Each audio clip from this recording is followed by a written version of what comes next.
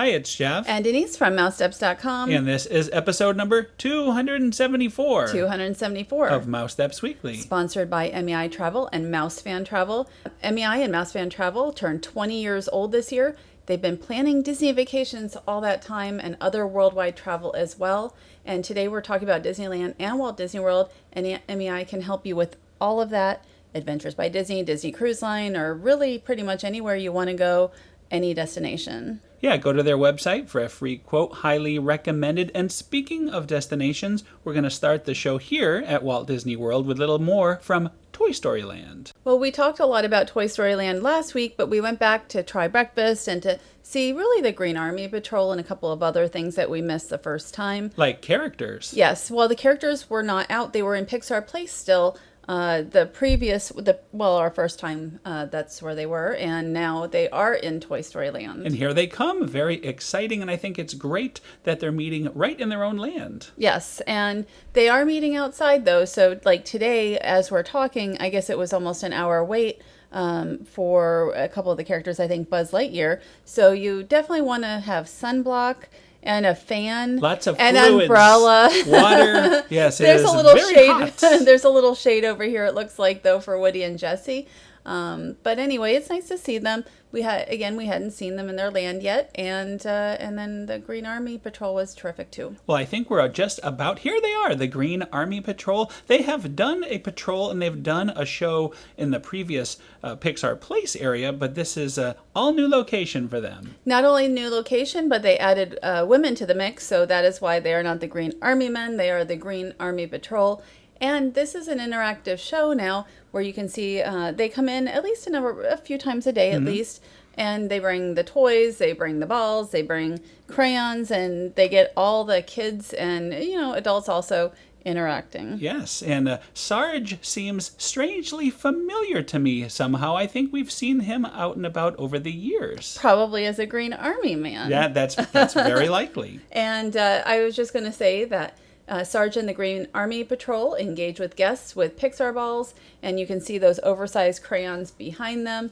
And it really was it's fun to have a little something extra in Toy Story Land where guests can do not just the few attractions, but see the characters and also be part of this show. Right. And again, as we say with Toy Story Land, with all of Toy Story Land, be prepared. It was in full sun while we were watching them, and it was quite hot. And I know we said it a lot probably last week, but there's so little shade here and so little air conditioning here. So it's very important to come prepared with whether it's a fan, an umbrella, everything you can bring. So one of the main reasons we decided to come back again in the morning was we wanted to try breakfast here at Woody's Lunchbox. And you can see not a ton of available seating this day. But we were able to snag one, which we were not so easily able to do the first time.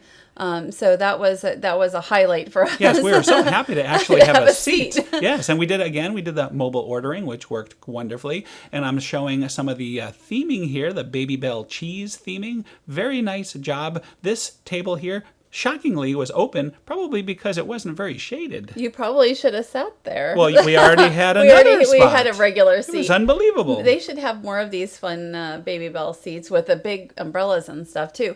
But anyway, here is our food, and it was pretty good. I thought lunch was better. I do lunch, too. Dinner. I agree with that. But this is a smoked turkey breast sandwich with Swiss and eggs. And for me, I think this is sort of a one-time breakfast spot. Definitely a one-time breakfast spot. It was okay, but not as good as dinner. I did prefer that turkey over this s'more. S'more. I actually like the s'more French toast sandwich better than the turkey, probably because I'm not really into cheese and a couple other things that were on the turkey sandwich. But this has marshmallow and a chocolate ganache, and it is encrusted with graham cracker crumbs, and it's not as good as Tonga toast. Right. It's nice. It may be somewhat filling for you, but it's not healthy. My thought is if you're going to invest that kind of calories, you might as well have Tonga goodness. Well, but I mean, if you're in Toy Story Land, it's not bad. There's also a yogurt item, so maybe get the yogurt item aside from that also, because that will fill you up and give some nice It'll protein. Reverse the effects of the chocolate. It's not but I enjoyed it. I did enjoy it. It's not something I'd eat that often for breakfast. So here is Slinky Dog going by, and we did not get to ride Slinky Dog. It was much of a longer wait this time than our original trip. And by that, week. like an hour. It's 75 minutes. Oh, well, it said 75. I don't know if it was. But I just want to say it's nothing like opening day. So if you saw all the opening day footage and stuff, not from us, but elsewhere, it's nothing like that going to Toy Story Land. So what we're showing you now has totally changed since we shot that. But I want to show it anyway because this is the last time we'll have been down the alley, which is the former Pixar Place. And at the time they had signs and wanted just you to make sure you knew that Toy Story Land was over here to the right. And there was really not a lot going on down here. And we're going to show you that right now. And I'm just going to say also, I mean, we don't know that we'll never be in Pixar Place again. I don't know what they're going to use it for. So, but it really looks nothing like Pixar Place except for all the brick now at this point. And you just saw the former Fast Pass area that was completely cleared out. And there's a shop that no longer exists as of now. Well, pretty much everything. There was a bar that no longer exists. Right. You can see the Toy Story Midway Mania, the former... The old entrance? Yes. And Pixar Place had opened in 2008. This is really probably my favorite area of Disney's Hollywood Studios that now closed. But I just thought the theming here was wonderful. You had Luxo Jr., who used to be here for a short period of time. We're going to pan over and show where Luxo used to come out. We just did a show segment on that maybe a month or two ago. And there he is. He came out those doors up there right above the bar. So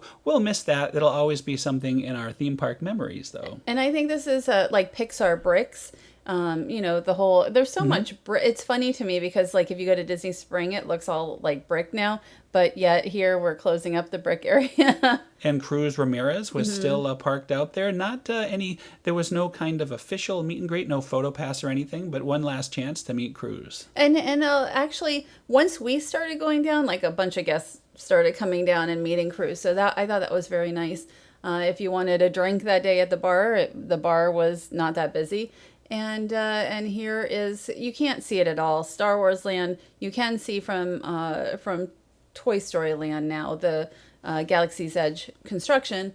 But here you can't see it at all anymore, really. So according to the cast members we were talking to, this whole area is now going to be a cast break area. Oh, is it? Like, I actually did not hear that. So, but I thought maybe they'd use it for storage or for events. So you never know, I guess. Well, I'm just glad we were able to take one last walk and kind of document it before it closed for good, as far as we know. Now we're going to move on to the one of the shops for Toy Story Land. Well, Toy Story Land itself does not have a shop. They have a couple kiosks.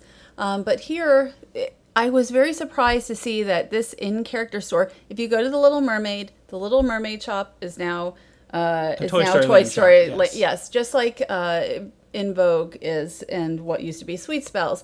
So no more Little Mermaid and Princess type merchandise here. You have all the Toy Story Land items that you can find. And here are some Slinky Dog ears, and there was opening day shirts, and here we have the magic bands.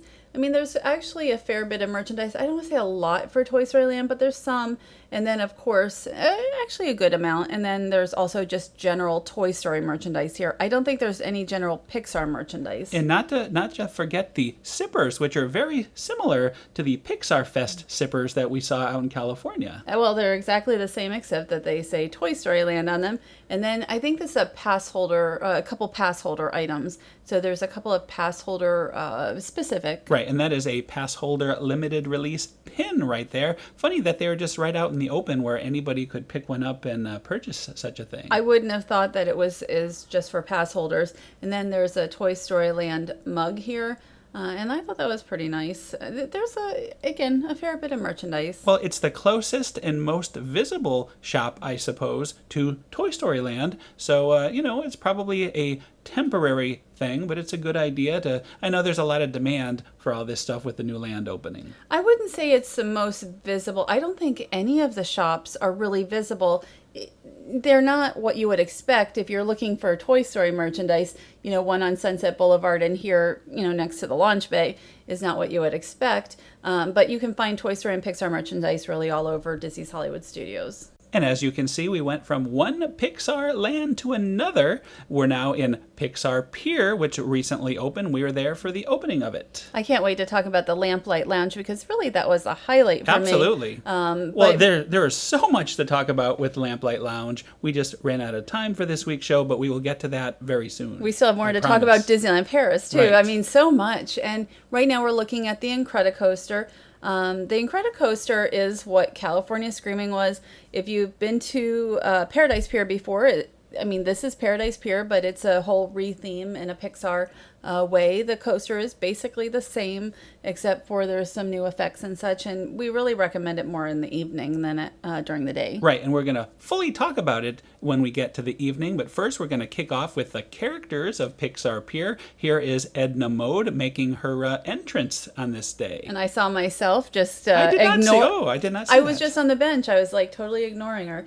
Poor Edna. No respect. We only had like a 10-minute wait. I mean, this is totally different than at Walt Disney World. Walt Disney World is interactive in that she actually kind of talks, but at the same time you can't meet her. And here you actually go up to her and you do interact, but she doesn't like talk. At least when we were there, she seemed to be out more than any other character. Sometimes she would appear with characters like Mr. Incredible here, and then in the afternoons usually it would be just Edna Mode, and the lines really, at least when we were there, were never that bad to meet her. I think one time we waited maybe 5 minutes the second time. Well, I know the longer wait was at least 10, so not at least, so about 10 minutes. So I just thought that was very interesting because characters at Disneyland, it's not like you're going to generally get an hour for Woody and Jessie or anybody else, hardly. And here is a surprise appearance by Elastigirl. Yes, and so if you do go to Disneyland, Disney California Adventure, definitely check out the characters there because you'll have pretty much shorter waits for almost anybody than you will at Walt Disney World. So also we're going to take a look at the Pixar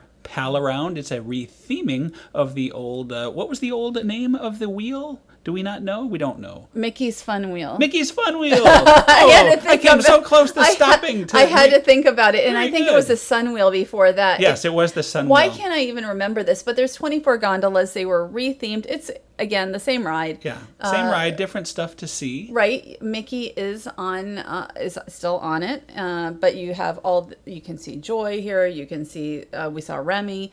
So each of the gondolas was rethemed, and it actually gives such great views from above of Pixar Pier, including of like you can see the Pixar balls on the umbrellas, which you can't really see so well from the ground.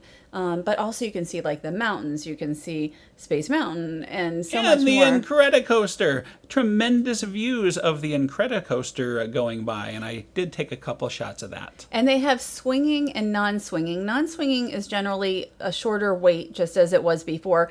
I do not like to swing I much prefer the gondolas.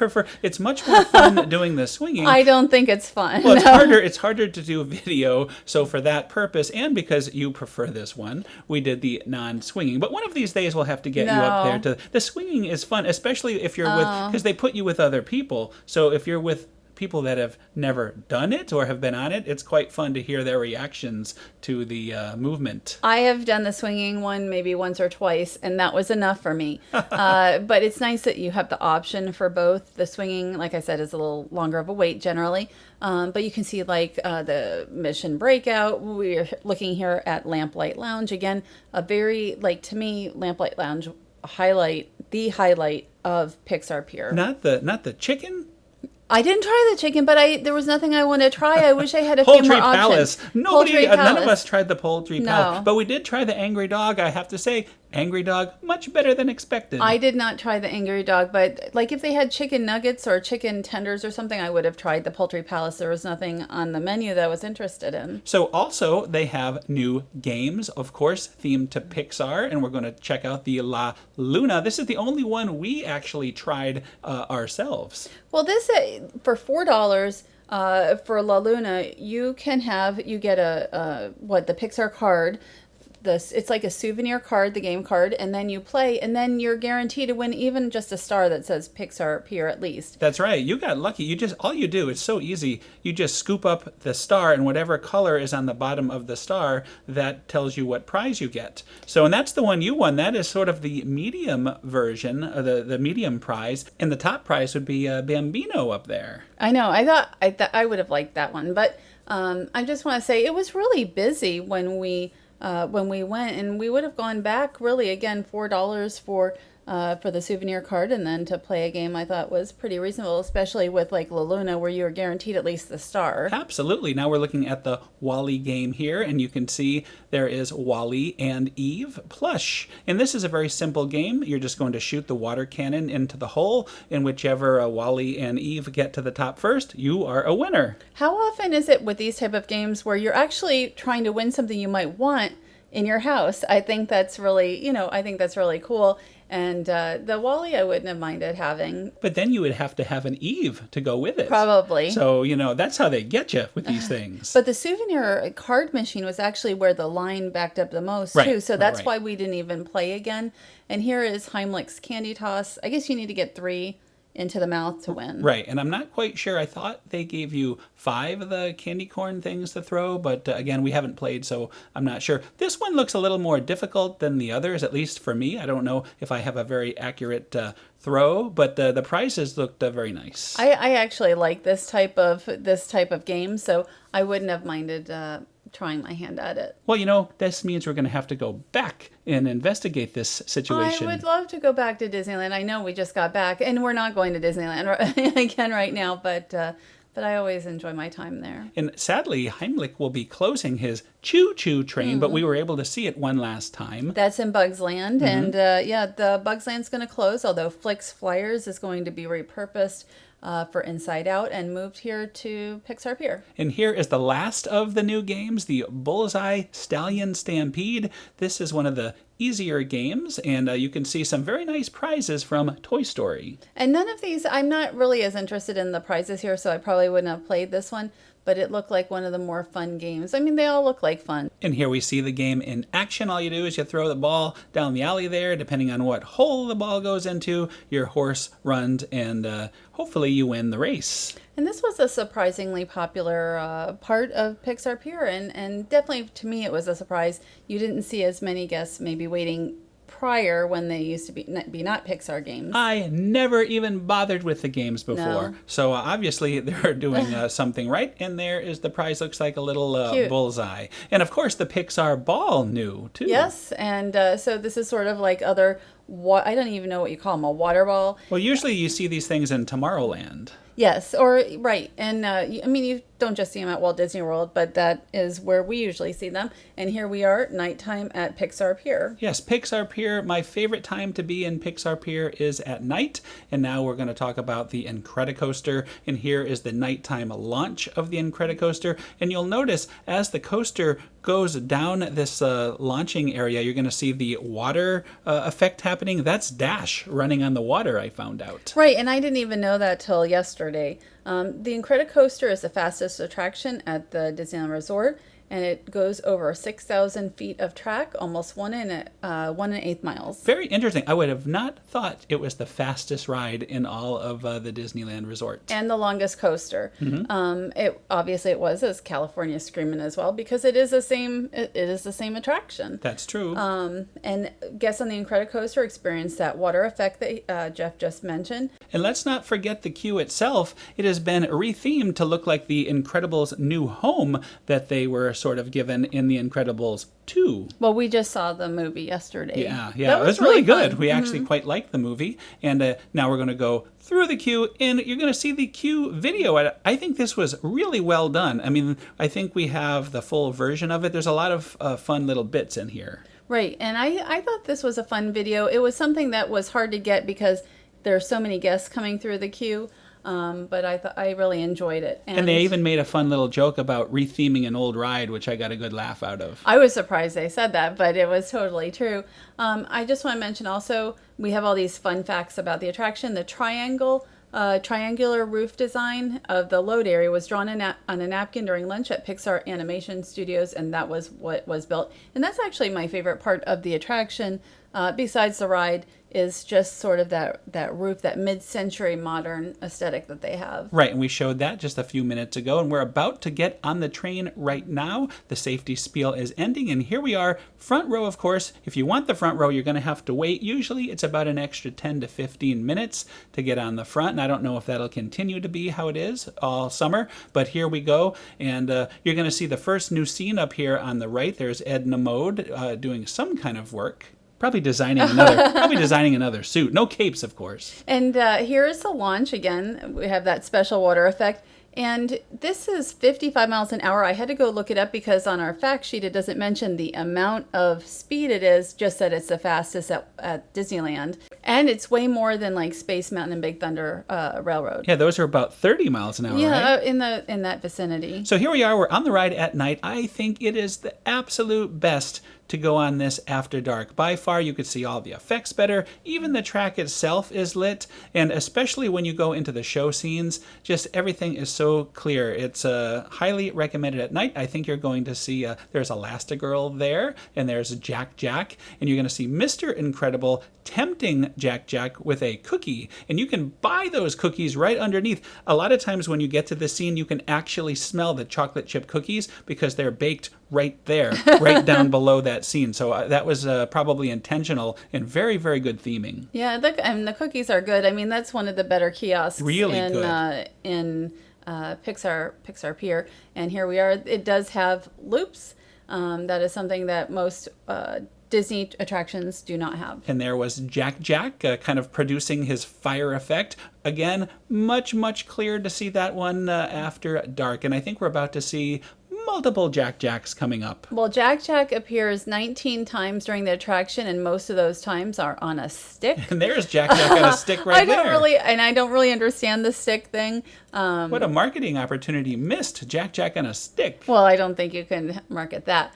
But anyway, it's interesting anyway. And those flashes you just saw were the PhotoPass photo taken. And one of my favorite scenes of all is coming up right now. It's actually the very biggest figure in the whole attraction. It is a giant size Jack Jack. 1,800 pounds of Jack Jack. I do not think that Cookie is going to be able to feed him. And Jack Jack was lowered in by a crane before the building was enclosed. So I really enjoy the ride. Not quite as much as Slinky Dog, but it's still an awesome ride. One good thing about the Incredicoaster is you can get your Fast Pass day of because it's in Disneyland, or I would highly recommend Max Pass. I really like Max Pass. Max Pass is, you can add it for, I think it's still $10 probably $10 onto a day ticket. Mm-hmm. And you can reserve your rides as your, like you can do it on your phone, and it is so much easier and definitely very convenient. So now we're going to talk about one of my favorite parts of the whole California trip, the Paint the Night Parade. Well, we saw this several times.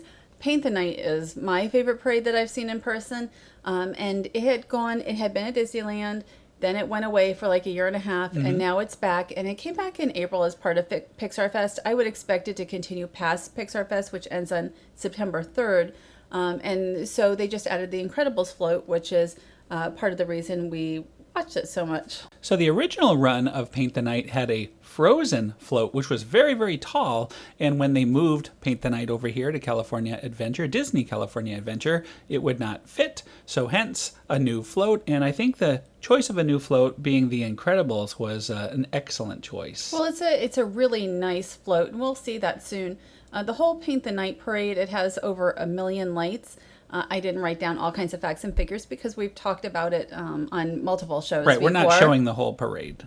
But you see here, I really like these Genie and Tigger and Lumiere floats. I just really enjoy those ones all the time. And what does it remind me of? World of Color. Yes. They used to be part of the World of Color pre-show entertainment. But didn't we see them at the Disney Dream Media They event have as well? traveled. They've have. been on the road. Anyway, here it is, the Incredibles, a brand new Incredibles float. And Mr. and Mrs. Incredible joined Frozone, and we missed the first night. We were going to see the first night, but our plane was delayed. Right. So it was nice to finally get to see this. But this, they have these super suits with LEDs. And just really an incredible float. So much detail in it. I like that you said an incredible float. Very accurate. Yes. And also the super suit, very accurate as well when you called it a super suit they are wearing. That is what they do call them. And the suits have been installed and wired by hand and are fully programmable to be in sync with the music and float lighting. And you can see on the back you have Violet up there. I don't know if you always see her up there. And then Jack with kind of like a fire effect. Yeah, the Jack had evolved in the time that we were there. Of course, the first day we didn't know we were on the wrong side to get a good view of Jack. We went again the very next night. We're going to show that now, and we could see him. But by the end, Jack was coming in and out of that little box, so it was harder to spot him. I don't know if that's the case. Maybe they were still working on him, but when we saw him, he was fully up the whole time. Mm-hmm. And then you have Dash there who goes around the float. Oh, I love lights. that Dash effect. That is great. And it's, you do want to see this at least a couple times so you can see the various effects on either side because they're not exactly the same on either side. And sometimes it says, I think it says incredible sometimes on that. On the globe? Yeah, I couldn't get a picture of it though. For some reason, it was really hard to take a picture of. And of course, if you've seen The Incredibles 2, you will fully understand this little vehicle here, this tunneling device that you're looking at. Well, I had to research it from the Disney read-along storybook and CD. Always a fine place to go. Just to call the it, official word. I didn't know what to call it. So it's a tunneler that was used by the villain Underminer. I remember Underminer, but I don't know I didn't know it was a tunneler to go under the city block there. So I just thought that was funny. Jeff's like, Go get that little book, and yes, it's that like answers this. all. That's the official word. It's for the little kids. And here it is. Here is a perfect shot of Jack. I wish everybody could see it. Too bad it didn't kind of spin or go around so the people on the other side could enjoy him too. But a great effect for Jack. But not real fire. It's just like real fire. Like other. Well, during the other parade. Oh, that's true. The Pixar Play parade. Yeah, there is real fire. So, but here it just looks like fake. Faux fire. Anyway, we highly recommend seeing the Paint the Night parade. And a little tip, if you see it towards the very beginning where the parade starts, you can actually make it over to see the fireworks. So you can do a double header in the same night if you're fast enough. Well, we did it even when we were over by the Paradise Gardens pretty far away. And it's usually a little bit less busy, but not as less busy as it used to be. So a lot of guests know it. Anyway, believe it or not, that is another show. Thanks to our sponsor, MEI Travel and Mouse Fan Travel. If you're looking to visit Pixar Pier or Toy Story Land or one of millions of other locations all around the world. Like Disneyland Paris. Oh, like Disneyland Paris. Definitely check them out, and they can also assist you. Let's say you want to add Universal or pretty much anything else onto a Disneyland vacation or Walt Disney World vacation. And we have so much good stuff coming up. We still have a full detailed review of the Lamplight Lounge, plus the private room, the special secret room we got to go in. I really enjoyed that a lot. And we have Marvel Summer of Superheroes coming up from Disneyland Paris. Lots of goodness from that. As well as Universal Studios Hollywood and Splitsville Anaheim, which I really enjoyed. I enjoyed Splitsville a lot. And so much more. I don't even know what else, but we have like a million things. Also, we have the Magic Kingdom. We were just at the Magic Kingdom. We found some Pixar stuff there to talk about. And also, we were at Epcot. You finally saw the Guardians of the Galaxy. What is it called? The Awesome Dance Mix? Or, yes. Yeah, something like Which that. Which was wonderful. I can't wait. I've seen it 3 times, and I can't wait to see it again. I think it is like Dance Mix. It's a little different than other Guardians of the Galaxy shows that we've seen. And, we're still collecting, as we go, we still collect more information. I would like to do the Wine Bar George lunch. And I know we're going to talk about Terralina, which is new over at Disney Springs as well soon. So it's good to have an abundance of stuff to talk about. We will see you next week. Have a good week. And thanks very much for listening. Have a great week.